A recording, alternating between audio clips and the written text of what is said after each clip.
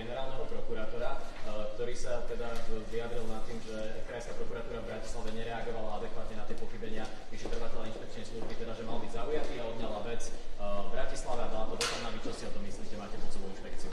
Rešpektujem rozhodnutie generálneho prokurátora. Ja som aj v opozícii vždy hovoril, že Máro Žilinka je tým jediným garantom v tom čase zákonnosti a spravodlivosti a rovnako rešpektujem aj v tomto prípade jeho rozhodnutie.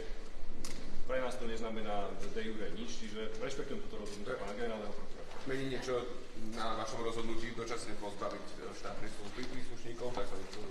Tak viete, že sú naďalej trestne stíhaní, čiže keď nebudú trestne stíhaní, môžu sa vrátiť späť. A teda nemali by byť trestne stíhaní, ak boli 2 roky vyšetrovaní zaujatým vyšetrovateľom inšpekcie?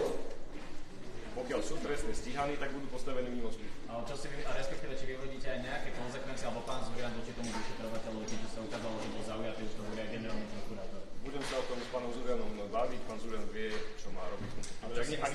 Ak niekto porušil zákon, tak poznáte veľmi dobre môj postoj. Keď niekto porušil zákon a jedno kto, tak za to musí dnes. Môžeme sa opýtať, pán minister, v programom vyhlásení je napísané okrem iného aj to, že oblasť predsudného trestného konania sa zmenila na vojnovú zónu a zviedol sa súboj s nepriateľmi spoločnosti. Môžete byť konkrétni, že o tom hovoríme? Musíte pána ministra spravodlivosti. Suska, on to koncipoval. A takto predsudné trestné konanie je aj v rukách vyšetrovateľov a policajtov. Ale pán minister spravodlivosti to koncipoval. Veď viete veľmi dobre, že sme tu kritizovali, čo sa tu 3,5 roka v oblasti právneho štátu dialo, že sa z väzby stal mučiaci nástroj, že tu neboli dôkazy, ale fakty, tie, ktoré usvedčujú pachateľov, ale výpovede kajúcnikov, ktorí odchádzali pri ťažkých zločinoch beztrestne. To je to, čo sme tu 3,5 roka hovorili, že tu bolo obdobie politickej pomsty Igora Matoviča, Daniela Lipšica a ďalších, takže v tomto prípade do programového vyhlásenia vlády bolo iba pretavené to, čo sme v opozícii aj hovorili. Vy ste okrem iného hovorili aj to, že by sa mala zrušiť špeciálna prokuratúra, keď si dobre pamätám, my si bol jeden z mála, tak teda mala by sa zmeniť? Kedy presne ja som toto povedal? Myslím si, že v relácii na telo, ale nehovorím, že... Dobre. Pán Kroločík hovoril, že sa má zvážiť, že či sa nemá presunúť dostať sa z niekoho do GPčky. Jasné, ja rozumiem, len buďme presne pri tých citátoch. Áno, my sme to niekoľkokrát aj pred voľbami hovorili, hovoríme to aj po voľbách, že pre nás ani Daniel Lipšic, ani špeciálna prokuratúra nie sú zlatým telaťom spravodlivosti a právneho štátu na Slovensku. A ak budú nejaké zmeny, ktoré budú vychádzať z aktuálnej situácie pripravované, tak my ich podporíme. Zatiaľ o tom debatujeme vo vnútri koalície, uvidíme. Zatiaľ ten finálny nejaký verdikt nebol vynesený, ale hovoríme to veľmi otvorene. Ešte raz, pred voľbami sme to hovorili a nerobíme nič iné ako to, čo sme hovorili pred voľbami. Pán minister, v akom štádiu je obstarávanie vo veci stacionárnych radarov?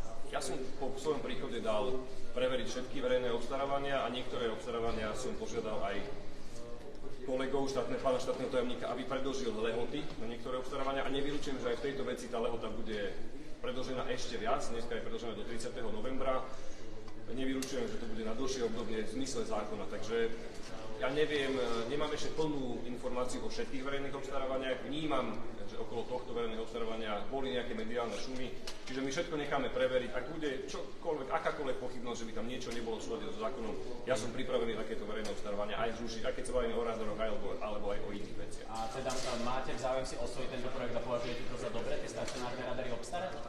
Neoboznámil som sa úplne s celým technickým riešením. Čo mi tam možno trošku vadí, že tam na rozdiel od krajín západnej Európy chýbajú tie úsekové merania, ktoré tam nie sú, že je tam veľká časť iba statických radarov, takže dajte mi ešte chvíľočku, je tam tej agendy pomerne veľa, ja sa oboznámim aj s týmto obstarávaním, aj s ďalšími, ktoré tam sú a v tomto prípade ozaj myslím si, že tu pri radaroch sa nemáme kde ponáhľať, tak tam budú akékoľvek pochybenia v tom procese samotnej prípravy obstarávania, alebo ak sa niečo ukázalo ako diskriminačné, ja som pripravený takúto súťaž aj zrušiť, aj akúkoľvek inú. To ste mi nahrali posledná podotázka k tomu. Zoroslav Kolár vo svojej sérii videí posledné uzavrel tak, že vás vyzval, aby ste si dali pozor, alebo ste sa pozreli presne na tento tender v súvislosti s, citujem, chápadlami pána Bunzu. Viete, čo to znamená? Upozorňujem, že mňa nikto nemusí na nič vyzývať, ja viem, čo mám robiť, takže evidujem aj takéto nejaké vyhlásenia, ale hovorím, že každé jedno obstarávanie, na každé jedno sa pozrieme. Ja nemám, úprimne vám to poviem, nemám veľkú dôveru k tomu, čo bolo pripravované na ministerstve vnútra, takže aj z hľadiska tejto opatrnosti nezáleží na žiadnom ustanovení, ktoré by tam bolo veľmi urgentné. Je tam veľmi veľa vecí zanedbaných, vidíte teraz problém s občianskymi preukazmi a s vydávaním tohto celého. Čiže tých problémov na našom rezorte je extrémne veľa. Toto nevnímam ako nejaký kľúčový problém, či tu radary budú obstarané v marci alebo máji. A ak bude tam akékoľvek pochybenie, ak by to smerovalo už vopred, hoci komu, rušíme to a vyhlasíme. Ďakujeme pekne za vaše Pán otázky. minister, ja sa chcem ešte opýtať Barbara Češová, RTS, Enviro Polícia, aké máte plány s Enviro Políciou, aká je vaša vízia do budúcna, chcete tam pridať Enviro Policajtov, chcete niečo zreformovať? Budeme sa baviť aj spolu s pánom ministrom životného prostredia a podpredsedom vlády, pánom Tarabom, aký postup v tomto prípade zvolíme. Ja si osobne nemyslím, že tu má byť stovky policajtov, ktoré budú kontrolovať, či chytíte 30 cm kapra alebo 35 cm kapra, keď máme problém reálne s tým, aby sme v niektorých obvodných oddeleniach postavili hliadky a vyslali tam policajtov na tú bežnú kriminalitu. Takže budeme v tomto smere diskutovať aj s pánom Tarabom. Zatiaľ sme nejaké riešenie nenašli, ale ja som skôr priaznivý z toho, aby sa tu riešil ten reálny postav polície, reálne problémy, ktoré majú tí ľudia v rámci svojej bezpečnosti.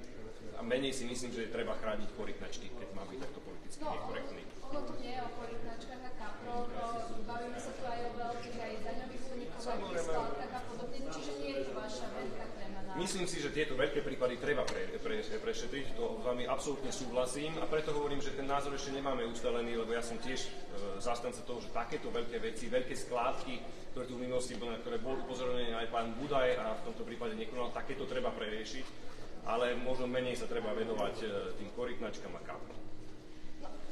Ešte ak s ním skúsala tá troška možno v inej téme, ako si predstavujete demokratizáciu stránky Novcia Pobudy, ste sa k tomu už čiastočne vyjadrovali, či bude naďalej fungovať útvar boja proti hybridným hrozbám na ministerstve vnútra? Samozrejme, že bude tento útvar fungovať, chceme ho aj personálne posilniť, aby fungoval efektívne, rovnako bude fungovať aj stránka hoaxy a podvody policajného zboru.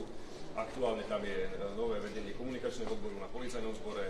Zatiaľ z hľadiska priorit nemal som čas sa s nimi ešte veľmi stretnúť, ale bude to fungovať ďalej, to sa môžete spoľahnúť. Či sa teda budete venovať aj boju proti komunálnym Určite budeme, bude to jedna z našich priorit. A aj ste myslím, že boli súčasťou niekde na nejakej stránke, že ste nejaké klamlivé informácie uvádzali. Asi sa o tom hovorilo, takže ako na to dodnes neviem, že aké to boli, takže viete čo, ja nie som človek, ktorý by krtil nejakou zášťou alebo niečím, takže pousmial som sa nad tým a ja vám garantujem, že žiadne nepravdivé informácie to z mojej strany neboli, ale fakt neriešim to. Podstatné je, že ministerstvo vnútra bude robiť všetko preto, aby sa splnilo svoju úlohu v rámci boja proti hybridným hrozbám a šírením akýchkoľvek hoaxov a podobne. Ďakujem vám veľmi pekne, všetko dobré, dovidenia.